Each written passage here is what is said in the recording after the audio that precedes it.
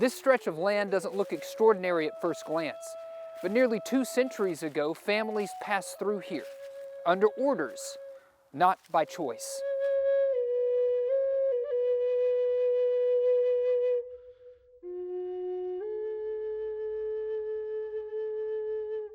And the ground still holds that memory.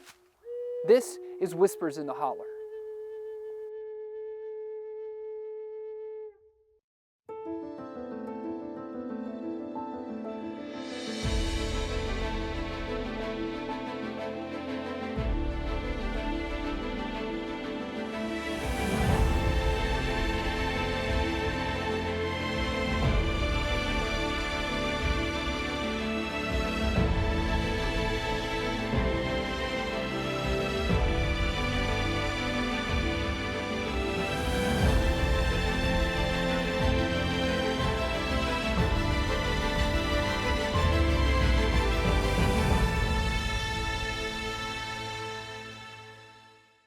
John, what is the mission of the Arkansas Trail of Tears Association? Well, there's a national association of the Trail of Tears, and then each state has its own chapter. So our mission is the same, and it's to preserve, to protect, interpret, and promote the Trail of Tears through the state of Arkansas. Rafi, where does the Trail of Tears sit in U.S. history overall?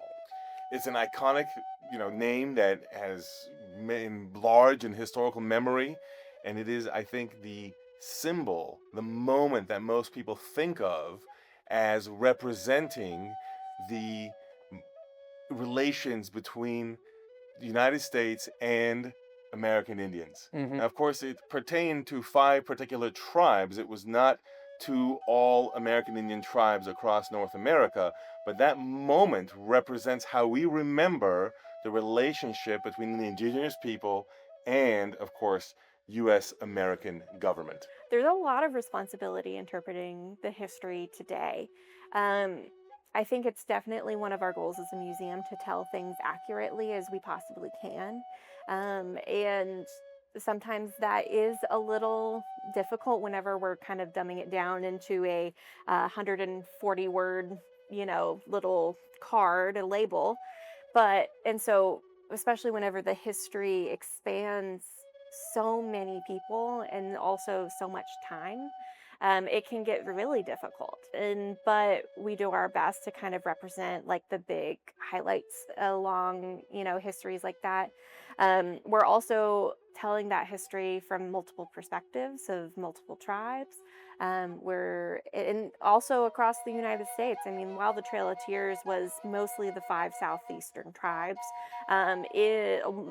in the 1800s, especially, from the time of Trail of Tears on, a couple decades on, there was tribes all over the country that were being displaced and put into new lands. Like, for example, the Navajo Diné Nation, they are experiencing the long walk in that century.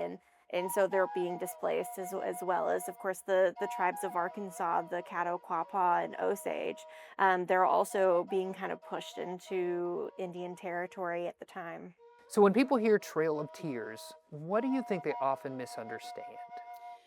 I think the biggest misconception is either that it's just the Cherokee that were involved in this, or maybe that this is the whole story, like the Trail of Tears. And it's actually a much bigger story. There's so many more tribes that are involved and nations that are involved in this process. And it also starts long before. There's kind of a slow removal process from the first, colonies being established, basically. So it took a longer amount of time than people might realize. Right, yeah. So starting, 1600s, we're already kind of moving them out of their traditional homelands. And then as they butt up against each other, they're, competing and warring amongst themselves for territory, resources, and they're getting shoved and shoved and shoved and shoved more into the interior. And that's happening from all different directions. There's stories that need to be told because they suffered and died and survived. Right. So it's got all those elements of a great story. It's a human story, and the human story, isn't it? Yeah, it's drama. Yeah. Coming up, The five tribes that we're talking about are the Cherokee, Choctaw, Chickasaw, Creek, and Seminole. And they're throughout what is now the southeast United States, across multiple states in the southeast, or what would be multiple states. But at that point, Georgia is one of the hotbeds, one of the key areas where a lot of this is going to take place. And later, They had to leave behind all of their possessions. When we think about overland journeys like the Oregon Trail, Butterfield, all of that, you're thinking about, they left with minimal possessions, but they didn't get to bring anything. So then they're coming across, they're leaving in October. Think about the weather in October. We don't have snow as often as what we used to in October, but there was snow.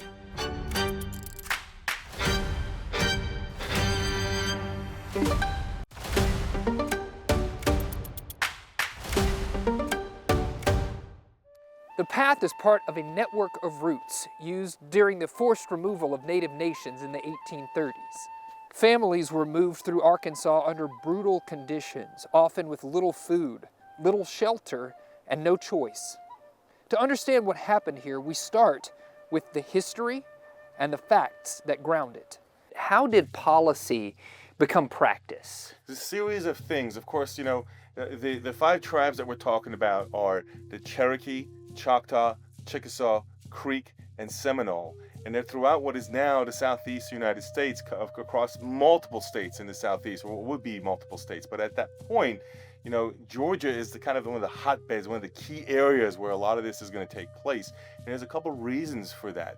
Georgia is at that point kind of on a frontier, if you will, and Georgia for generations had asked for more federal government involvement for defense, as they saw it, against indigenous people. So there's something brewing there for generations. Yeah. And the way this translates to policy is in late 1820s and early 1830s, Georgia begins to say, you know what? So the Cherokee, for example, who are within our state boundary, are not really going to be treated as sovereigns. We as a state, the state of Georgia, are going to start to try to access some of their land because of different land use notions between the European presence and, of course, the indigenous folks. And so as a result, what happens is eventually in Congress, you have the 1830 Indian Removal Act, a very famous moment which authorizes the President Andrew Jackson at the time, to go ahead and remove Indian tribes if he wants to and push them out to the west, despite prior treaties. Now, what's interesting about that, though, is a guy by the name of John Ross, who was the chief of the Cherokee at the time, sues the government and says this is unconstitutional. Georgia, in fact, as a state, should not be doing relations with indigenous tribes when the treaties are with the federal. And so that goes to landmark Supreme Court cases. There's two of them. The most famous one is Worcester versus Georgia. And guess what? The Supreme Court finds in favor of the Cherokee, saying that this is unconstitutional. Right. Georgia cannot do This that. is a federal thing. That's right, that it should be dealt with the federal government. Well, you know what happens as a result of that? A couple different things. Andrew Jackson has a famous quote that we're not sure is accurate, but does capture his sentiment, which talks about, they made their decision, Supreme Court, John Marshall, the Chief Justice, made their decision, let him enforce it.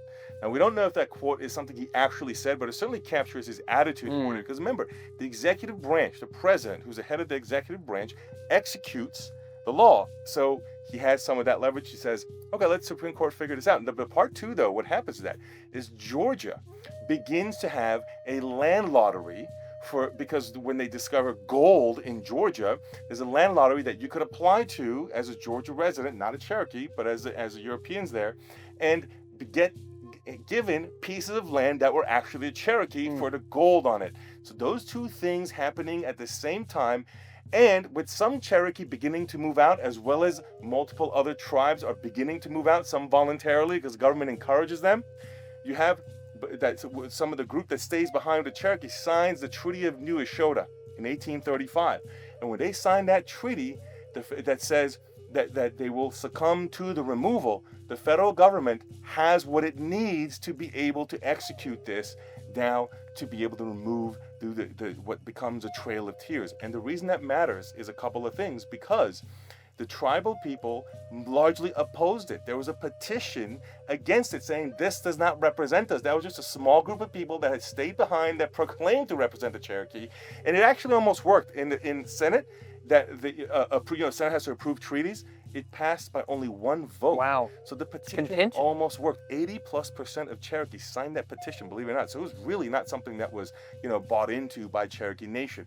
However, because it passed, that gave the justification to be able to remove Indians. So that's how you get the policy part of this that translates into actually removing. By the end of the 1830s, Andrew Jackson is out of office. Now we have Martin Van Buren, but he's a chief executive and he continues to execute. And for those that stayed behind, American soldiers and Georgia militia went into their homes and removed them and said, you have to get on this trail. And that's the harshest part of the Trail of Tears. We're talking about 1838, 1839, because literally removing from their homes forcibly those that did not already decide to move, that resisted. What role and how crucial was the role that Arkansas played in the Trail of Tears?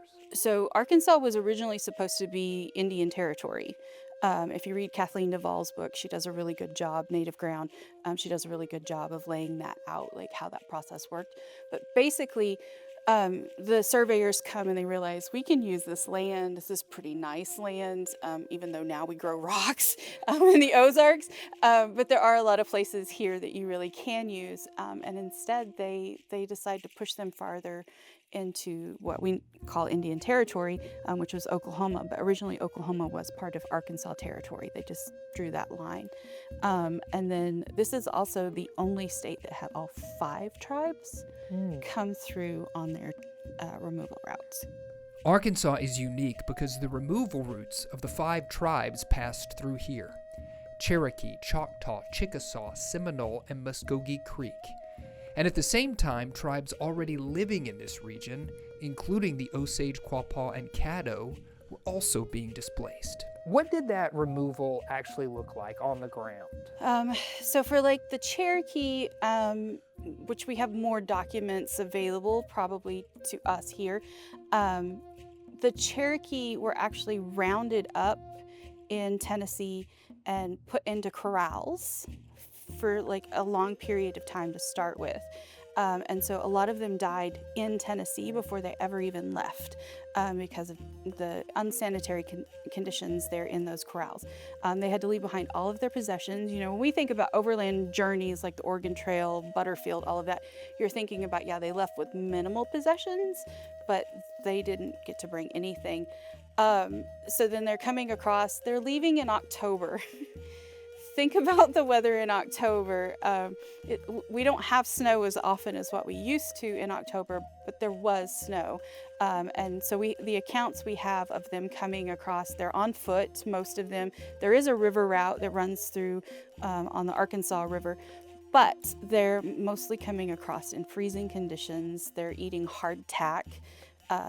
They're camping out there, and we don't have even temporary shelters that they're staying in as they're passing through towns. A lot of those towns are not welcoming them to even like resupply or anything. They're just having to be pushed on through. So pretty horrendous conditions. People are dying. There's a little girl, she was 13 years old, that's buried at Cane Hill. She was the 3rd of 3 siblings. So they lost all 3 of their children as they were coming through. So it's pretty awful. The landscape here is rugged, but Rachel says weather may have been the bigger threat. Winter conditions, exposure, and the realities of travel when supplies were thin. For groups on the river route, the journey could be delayed or stalled by low water and sandbars. Different routes meant different dangers. And a lot of the tribes that had something similar for that displacement from their traditional homelands, some of them call it the Trail of Death, not the Trail of Tears. Sure. There's other names for it. But yeah, the story for Tahlequah is that they get here and they meet with the old settlers, the Cherokee who have come before in the late 1700s, early 1800s, and they meet and they decide we need a place that's ours, that's Cherokee. So they send out 3 runners, and 2 end up meeting at this one place in Tahlequah, and so supposedly 2 is enough is why they settled in Tahlequah. So that's the story that we get told in Tahlequah a lot. What surprised you most? What surprised you most when you first started studying this? Like I was telling you before we started this, I grew up in and around Tahlequah. So this has always been background noise for me. This has always been part of the national narrative for me. I think one of the things that surprised me the most was coming back to Arkansas, and like it's not as present in all of the narratives. But the one thing as an academic when I was studying this was Lewis Ross. He is the brother of Chief John Ross. Lewis Ross actually won the government contract to supply and organize the Cherokee removal process. So we generally think of this as, forced removal. It is forced removal, but we generally think military's coming in, they're doing all of this. They're the ones who made the bad choices on the, it's hardtack, Right. lack of blankets, whatever. And Lewis Ross won the contract, so it's a little more complicated than that. And I think that was the thing that surprised me the most was their own role in this process. Yeah, it's a grander scope than you think, and a little more complex. Right, and when he gets to Cherokee Nation in Park Hill, basically sets up, purchases 500 slaves, and tells everybody this is to help rebuild Cherokee Nation. But there's other people on the other side of it who say, no, you embezzled money that should have been here to supply us, should have made more people comfortable, or at least survive this process. Swindler. I don't know that I would say that exactly. There's no documentation for it, and it's really hard for a historian to just make those statements. You can't make a statement like that. I can't make that. But if you want to say that, go for it. But yeah, it is definitely a complicated part of the narrative that we don't normally hear about. So Coming up, Where we have the booger mask today is in a case amongst other Cherokee objects, and we have some moccasins there as well, from the 1830s, which is around the same time as the Trail of Tears, and is very ornate, and the beadwork is so vibrant. It just kind of gives you a really good standpoint of where those people were and who they were. and later. And I was so impressed with the Cherokee people. I have no Cherokee blood in me.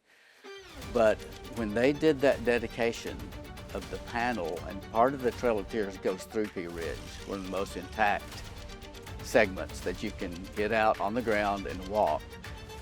You go to Elkhorn Tavern and walk north, and you are on the Trail of Tears.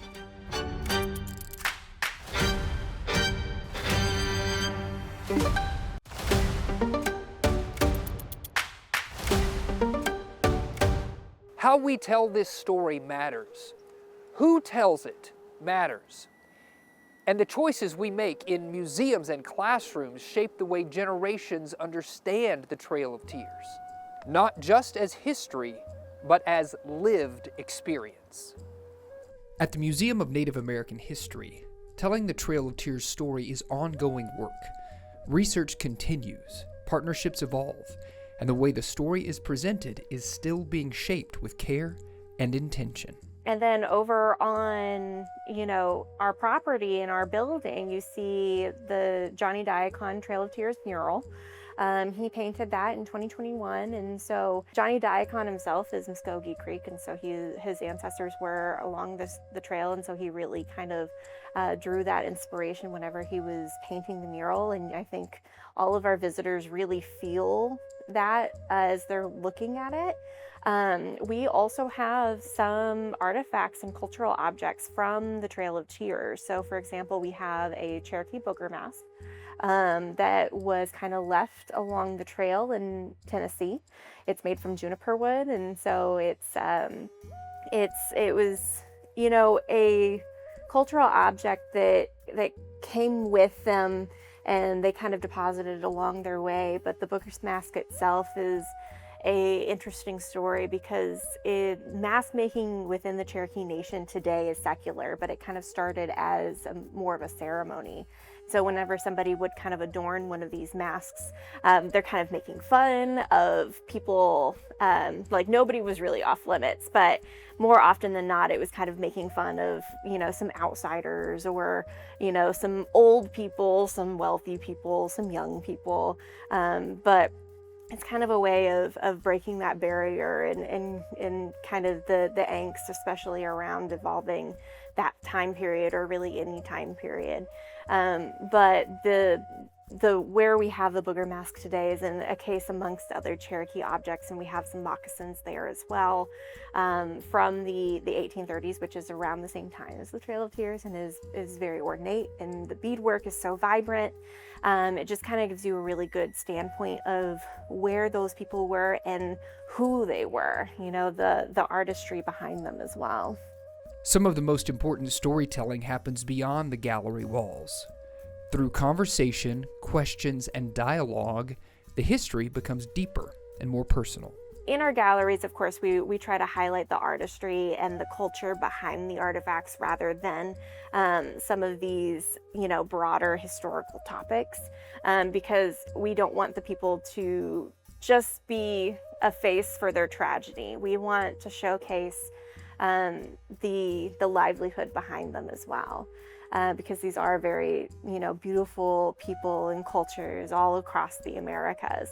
But it is really important that we engage with our visitors in these, you know, very tough ways to explain that history a lot better. This history carries deep emotion.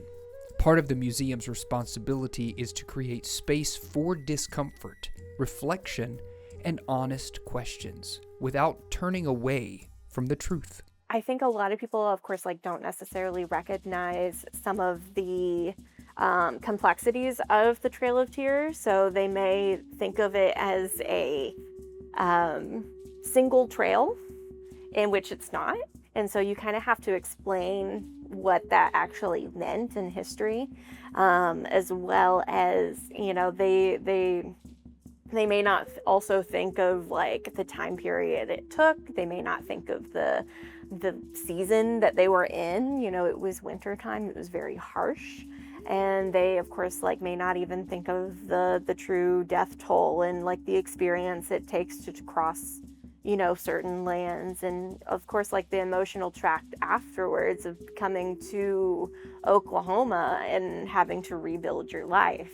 So it's important that, you know, we continue kind of telling those complexities. And I think at each one of those, most of our visitors are unaware of like the depth of the history, and it stops them completely. So conversations around the Trail of Tears, and how has it changed? I know that the conversation really got kind of stirred up in, I want to say, like the 1980s, 1990s, and then kind of continued through there. I think that's when the National Park Service was really kind of developing the National Trail at the time. And so I think, you know, whenever there's like a surge of recognition about the trail and kind of understanding the impacts of it on Indigenous people, that is, I think, whenever the conversation started to shift. You know, it wasn't just a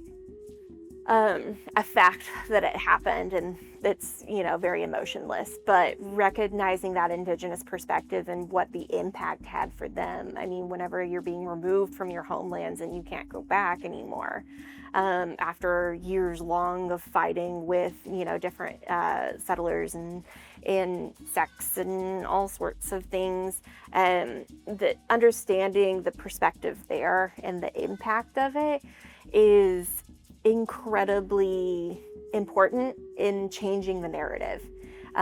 So recognizing, of course, the Indigenous lens rather than just the line item on a legislation or you know, a receipt or whatever it is, and kind of giving the name to the face.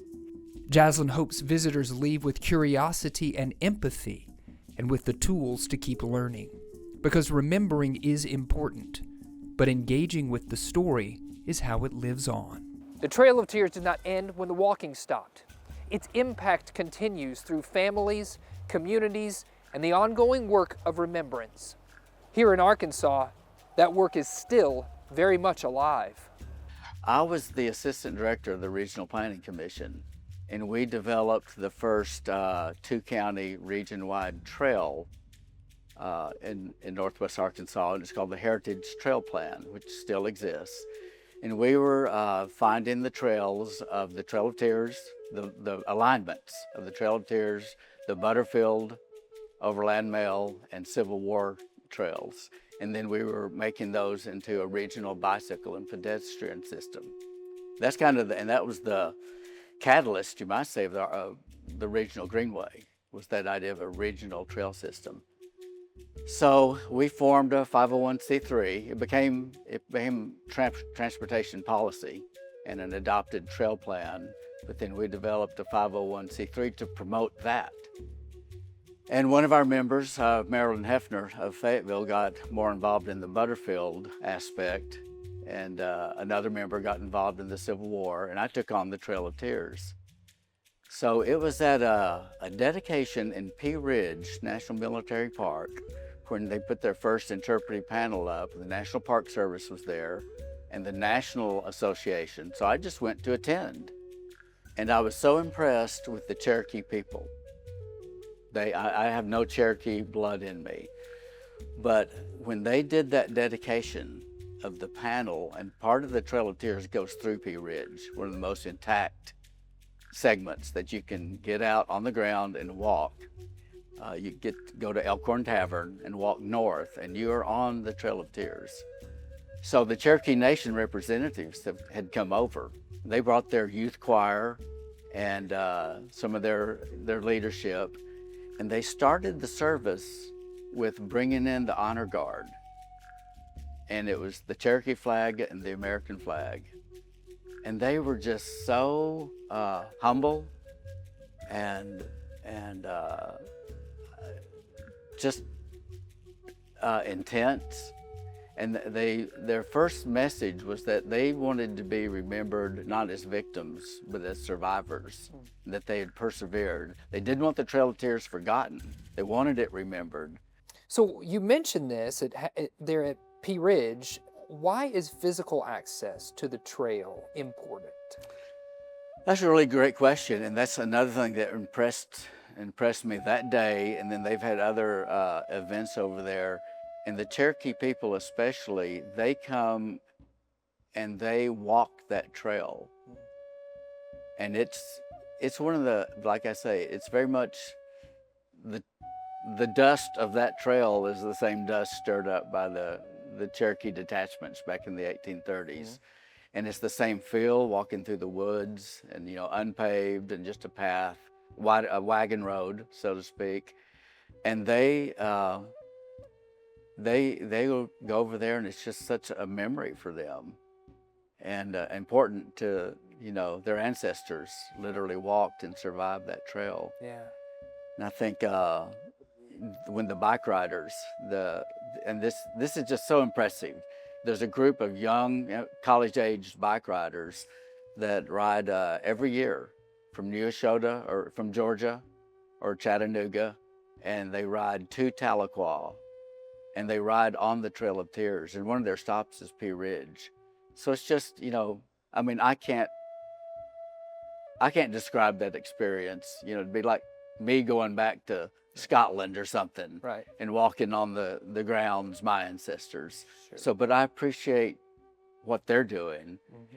And then that gives it a special feeling for us Europeans, yeah, that don't have that same history, but just that. So meaningful to them, and that makes it meaningful to us because it's stories that we need to tell. Coming up. And there's still research. We don't know exactly where the trail went in northwest Arkansas. We have general ideas, and it's mostly correct, but as Rachel said, we're finding documents that are receipts from landowners back in the 1830s that sold goods to the Cherokee detachment. And that's kind of a good historical mystery.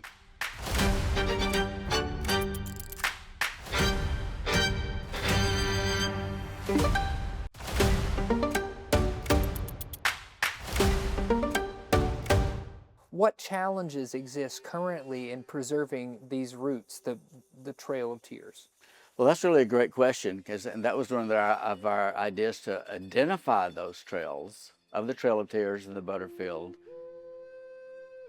find the sections that were untouched, and Pea Ridge is a perfect example. There's some down through a place in Cross Hollow in Washington County, and I think, well, it's Benton County, and that road segment's Benton County and Washington County. Sure. It's the old wire road. Yeah. Over by 265. Yeah.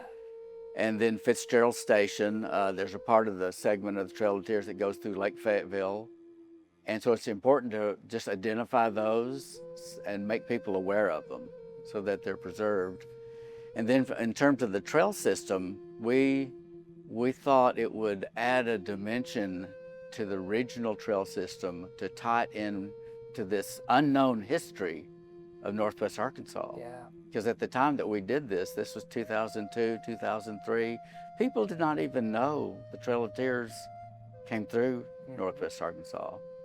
Not only just, and it wasn't just a singular event. Yeah. It was 11 detachments came through, taking 3 different routes through Northwest Arkansas.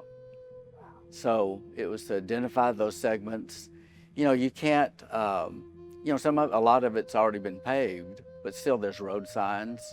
But in those special areas where it's got this unique setting, like Pea Ridge, you put up, and you can put interpretive panels. Sure. That just help people, you know, realize that they're standing on, you know, kind of the same ground, the untouched ground. It's so important, I undisturbed. think. Yeah.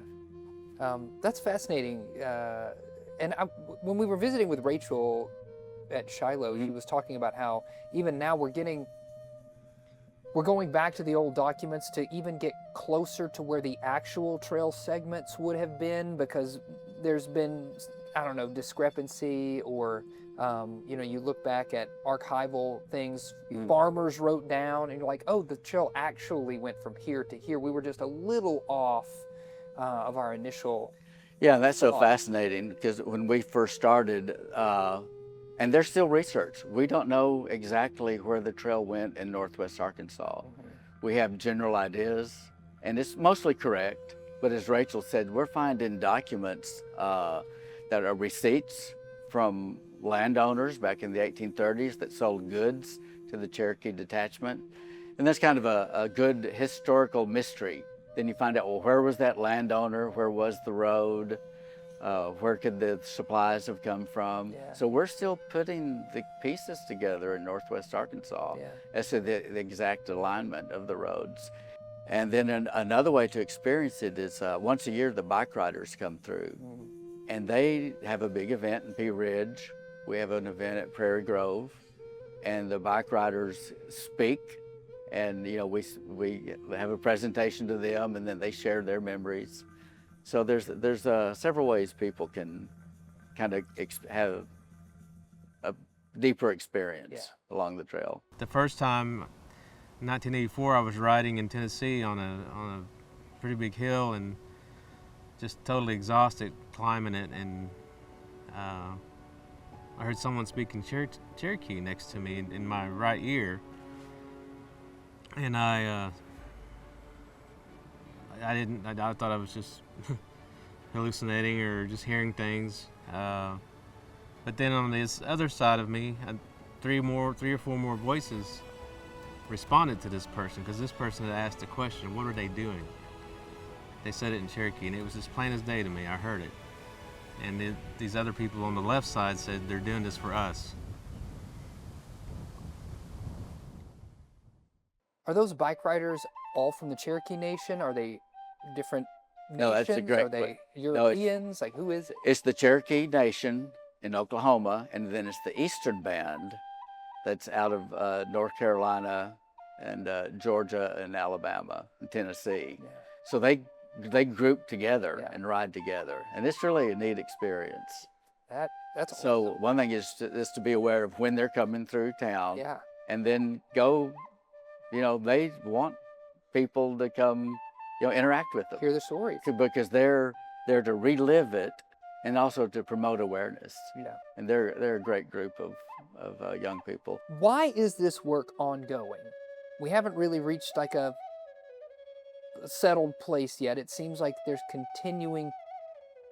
continuing project. Work still needs to be done. Well, I say two things. Research still needs to be done just to see where the trail is, and then the Cherokee Nation and the National Park Service. This story needs to be told, and it's interesting. When I first was searching the Trail of Tears, it was just where are the lines on the map. Well, I have a PowerPoint that I give, and the title of the PowerPoint is From Lines on a Map to Stories That Must Be Told. So I was reading a journal just looking for geographic clues on where did the road go. And I came across a set of entries that this one detachment of Cherokee, that as they were coming across Missouri, a child got sick.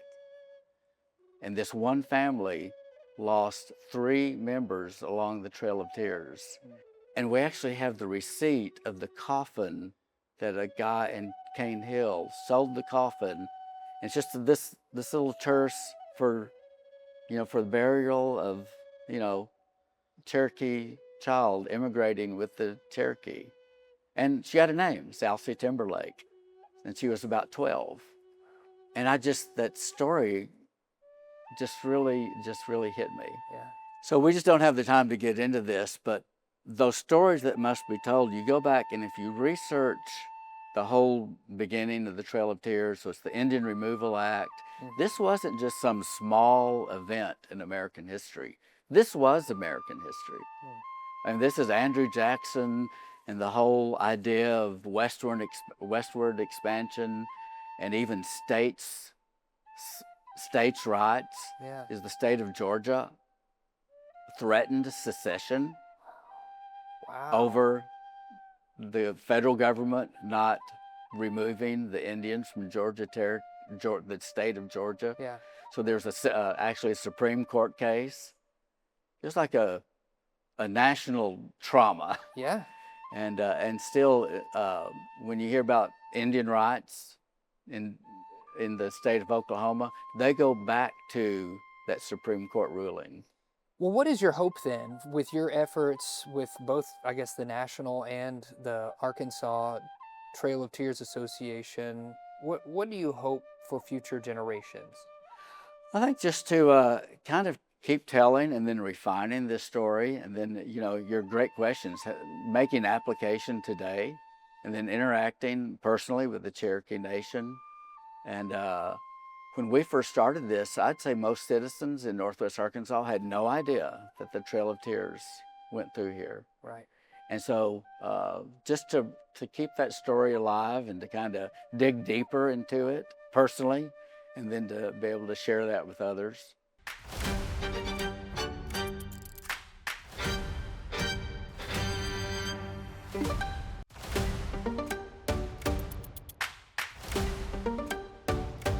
How does walking the land of the actual trail, change understanding?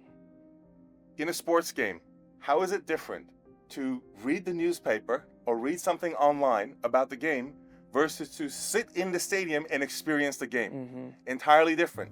Memories are made around place. Think of some of the biggest moments in your life. You're going to put them in a place. It's not just something that you read about. And so while I'm a historian and I love books, it is very important to be able to go out on the landscape itself. I used to work at battlefields, and understanding the contours of the landscape affects your understanding of the movement of peoples. And so when we apply that here to the trail, understanding the contours of the landscape is going to help you understand what they experienced, especially if you go in the seasons that they were in. A lot of this was in the winter. It was a rough winter. Go stand there in the winter. Feel it. That's going to have a different experience, like standing in the stadium of a game as opposed to reading about the game. You're going to feel what they felt with the seasonality, with the landscape, and seeing the contour of the landscape there, seeing the rut of the trail of that particular route is going to really make it tangible and real. So this feels like a real experience, And it also feels like it wasn't that long ago, because you still have physical remnants that are right there on the surface of the earth. You don't have to go digging. In fact, it's illegal to do so don't go digging. But when you are seeing it on the surface, it's not that many generations ago that this happened. And so that, to me, makes the history come alive, makes it tangible, and helps me experience what the participants experience as best I could. Now, reading is important too, so you know what you're looking at.